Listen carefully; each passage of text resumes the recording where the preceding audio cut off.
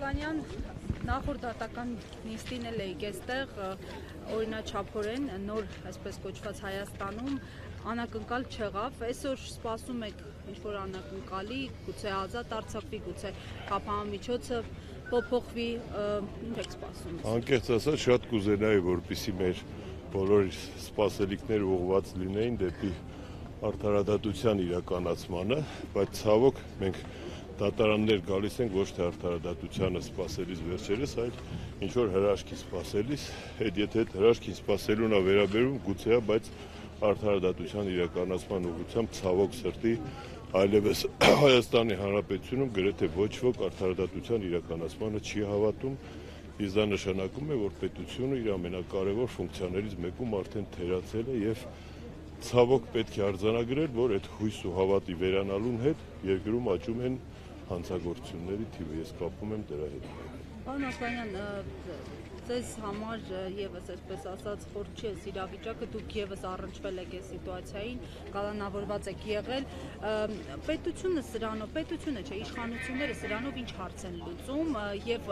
հնարավոր է արդյոք այս կերպ ճնշել օրինակ պայքարը, շարժումը քաղաքական գործիչներին։ Տարբեր անգամ տարբեր անձանց նկատմամբ իրենց գործելավոճը նույնն է, բայց տարբեր հարցեր են լուծում, նայած որ ժամանակաշրջանում նկատմամբ ինչ հարց են լուծում, բնականաբար ով կոտրվելու ընդունակություն ունի, նա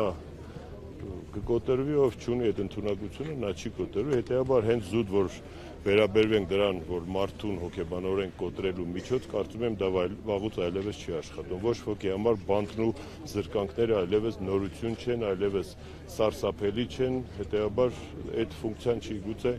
անձնական վրեժխնդրություն, ընտրովի արդարադատություն, սելեկտիվ վերաբերմունք մարդկանց տարբեր խմբերի վերաբերմամբ, բայց ամեն դեպքում դրան արդարադատություն դնել չի կարելի։ Քաղաքական գործիչները նշում են, որ սա նախընտրական արշավ է նաև, պատրաստվում են 2026 թվականին ու այս բանտարկությունները հենց այդ ֆոնին են դիտարկում։ Հետո Հայաստանի Հանրապետությունը փշալարերով փագեն ու լագերում, ոնց որ ասենք գուլագի լագերներում են ընտրություններ անցկացրել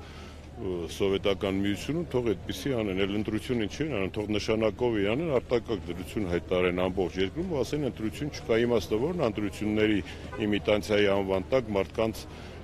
նման վերաբերմունք ցույց տալ 21-րդ դարում։